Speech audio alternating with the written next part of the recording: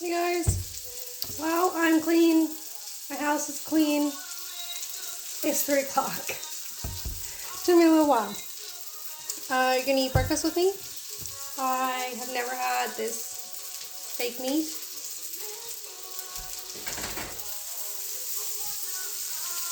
I don't really know how to tell if it's cooked. It smells good. I don't eat pork, but I do eat meat. I like moose, and I like turkey, and I like organic salmon. I don't really eat a lot of fish, tuna every once in a while. Try to stay away from the heavy metals. I have a hard time with them. On an ideal diet, I would generally eat mostly fruit. I like meat and fruit, raw vegetables. I like taco salad. I like tacos a lot. Okay.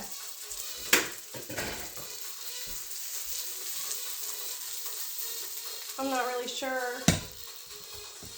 My son does love bacon, so I put some bacon fat in there. Idea of like fake meat is hard for me. There is like a fake ground beef that I don't mind mixing in with hamburger to extend it. I usually dip sausages in ketchup because I don't eat them, so I don't really know. I just love them.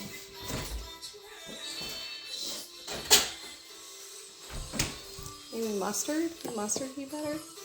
I don't know.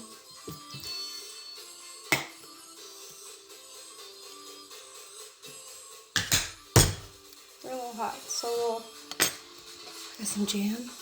You see it back there?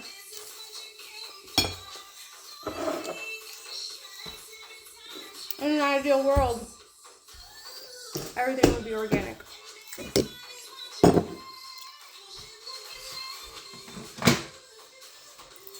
But now I just eat. I have to be mindful of my weight. Most people struggle with losing weight. I can't gain weight. I lose weight really easy. I have to watch how much I weigh. I can get pretty small. I weigh about 100 pounds, a little bit more than. Don't really want to weigh any less.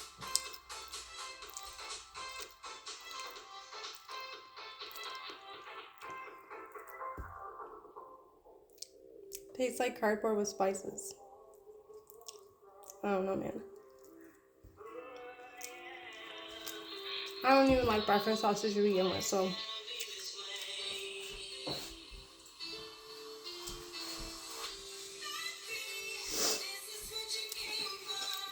I like scrambled eggs. And like I'm a badass, I butter both sides of my bread because nobody can tell me not to. Do whatever I want. And that's why I'm eating breakfast at 3 o'clock in the afternoon, because who's going to tell me it's too late to eat breakfast? Nobody.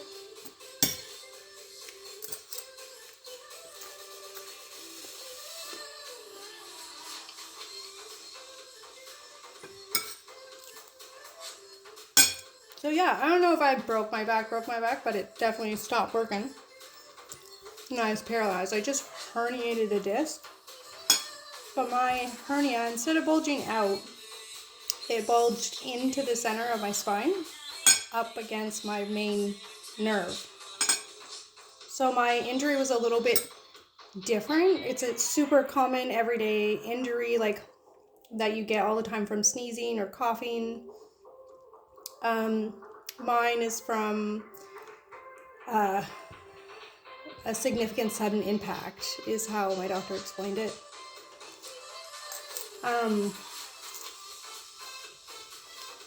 I rolled it side by side. I was hurt for about 3-4 weeks. I was feeling better for about a week or two. And then I coughed really hard.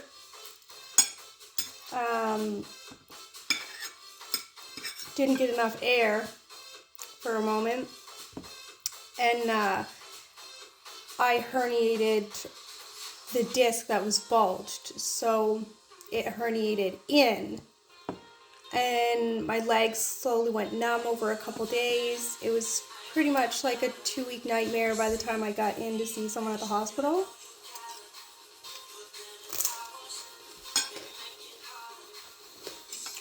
And it was a slow process of being the crazy lady on a yoga ball in the waiting room at the hospital because I couldn't sit down. My leg was like ripping off. It hurt so bad. And the only thing that felt better was to be on a yoga ball. So I brought my yoga ball with me and I waited for somebody to see me because it was really painful. But here, if you're not crying, the pain can't be that bad. They will not mark you down as above 8 on the pain scale if you're not crying.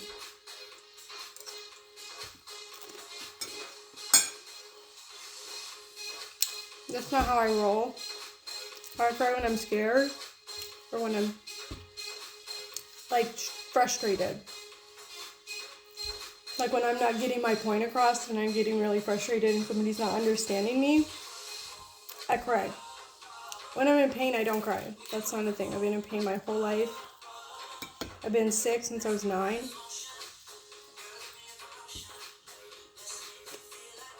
Pain is my best friend here. It's my homie I hang out with every day. I don't think so. But it really felt like somebody was ripping my leg off. My muscles felt like they were gonna, my Achilles tendon felt like it was gonna separate from my foot. It hurt. After a while, these like 3 doctors come in my room with all these pamphlets and they're like, well, you've got a reason to be complaining. You are in a lot of pain. And I'm like, no shit. I wouldn't let them give me any drugs because pain pills don't work on me, so there's no point in taking them. So I just laid there dying, and that was pretty good, I think. And they said, like, this is really bad, and you're gonna need surgery. You're not gonna be able to avoid it. You might be able to get your leg back to some function, to be able to walk somewhat. You have 6 weeks to improve and before you go into surgery. Well, here we are 8 months later.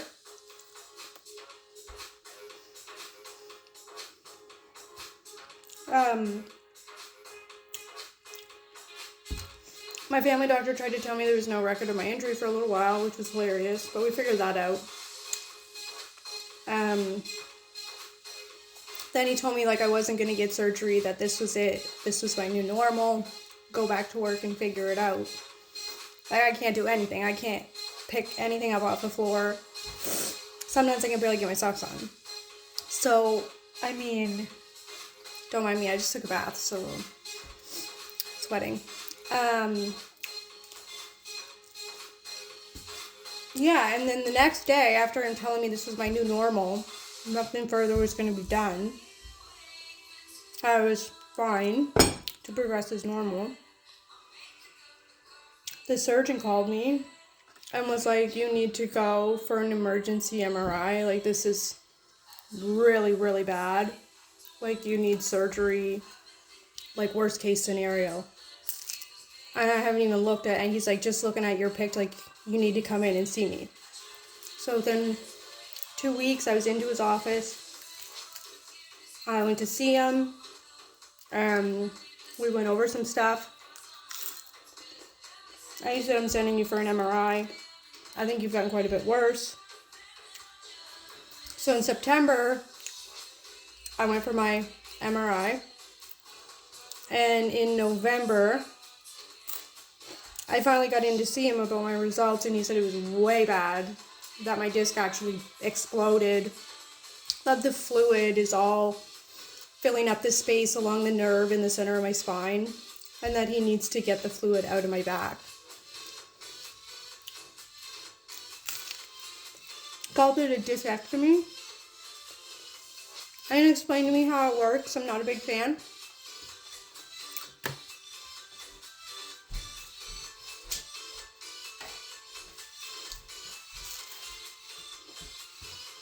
I don't want surgery.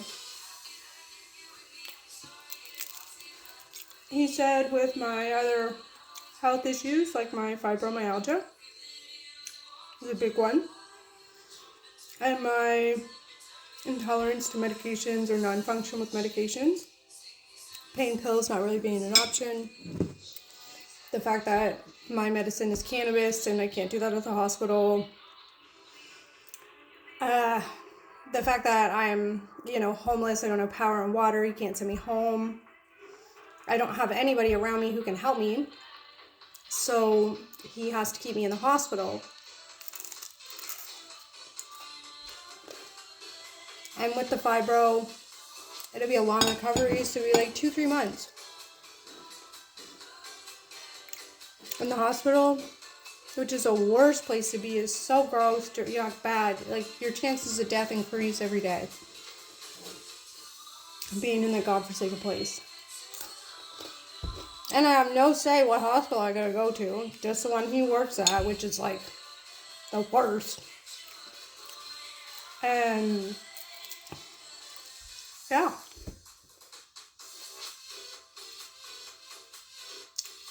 Or I could decline surgery, try to heal my body naturally with no money. I don't really have a plan with that one. So I eat so that I'm now under 100 pounds.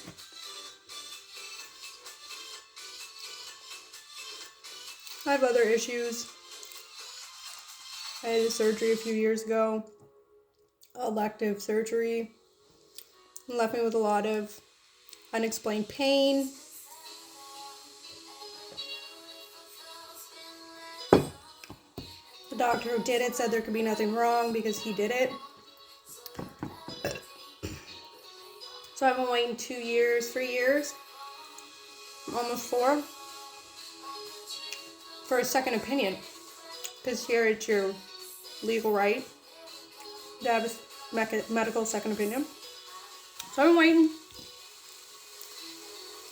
This month, I see the first doctor because he wants to say that there's no way the surgery has anything to do with the pain and wants every other part of my body to be ruled out as a cause of pain before he'll consider that it's his area again.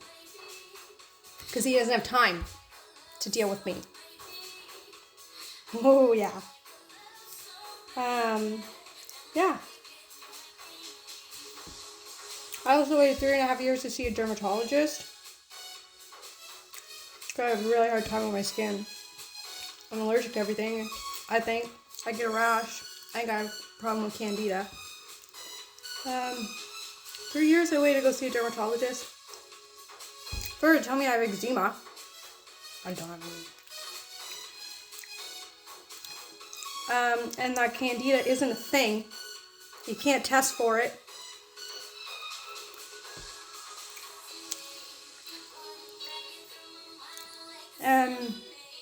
I told her that I use apple cider vinegar when my rash is really bad or my skin is really uncomfortable.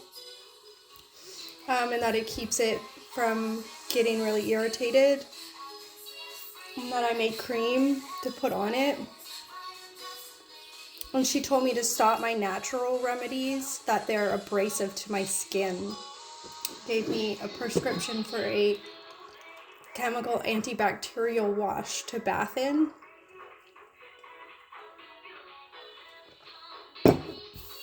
I didn't take the prescription with me. I can be a little difficult when it comes to stuff like that. Like, one, I definitely don't have eczema. I make beauty products.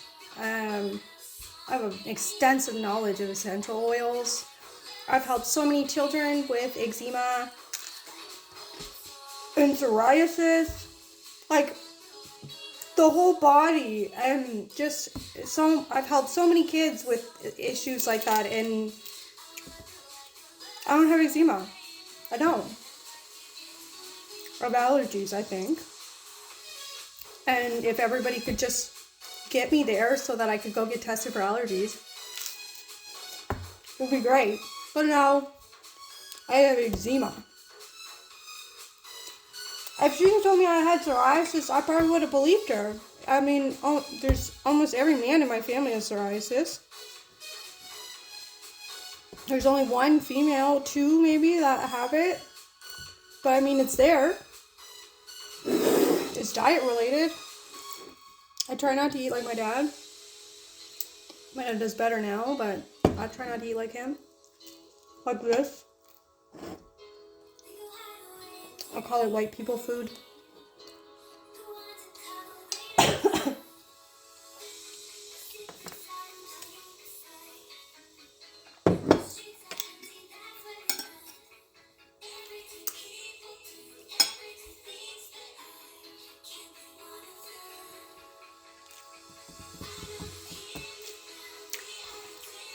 I have my bread from yesterday and my Living Wild Yeast starter. I took them out of the fridge. He's starting to warm up. I'll probably feed him in another hour or two.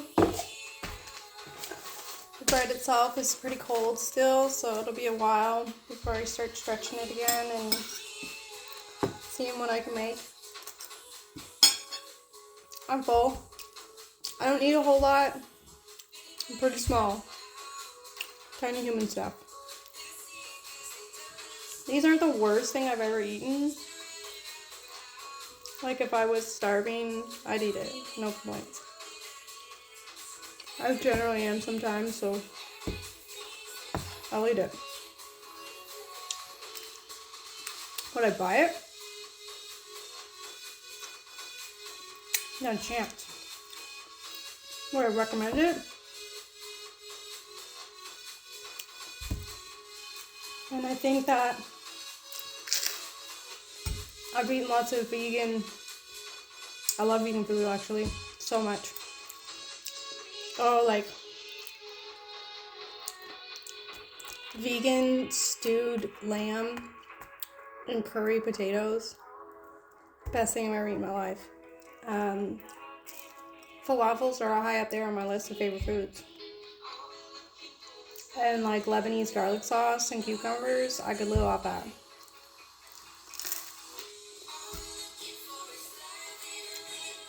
But I don't know, man. Fake meat, it just weirds me out. Why not just eat the plant it came from as protein? Seems a little bit better. Vegetables have protein. Instead of grinding them up and taking the protein out of them, why not just eat the vegetable? Isn't that the whole point of being vegan? I don't know, to each their own. There are these chicken slider things that I buy for my kid because I love the mini chicken burger. And it's fake meat and they're good. Every time I make them, I'm like, let them not eat them all so that I can have some.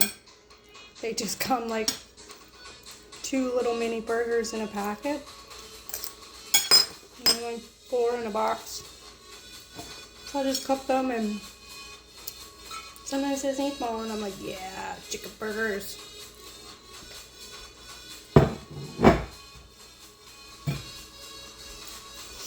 Like, I like to make my own chicken nuggets and stuff like that. I don't really like processed meat very much. Makes me sick.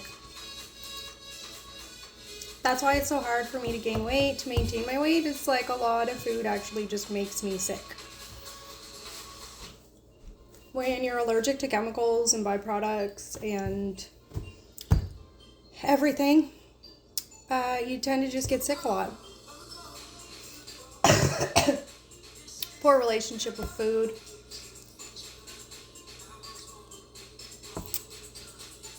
The sausage is a little bit spicy. Yeah. Well, I'm going to clean up from breakfast. See if I can't reel my cats inside for breakfast. And go from there. Have a great day, guys.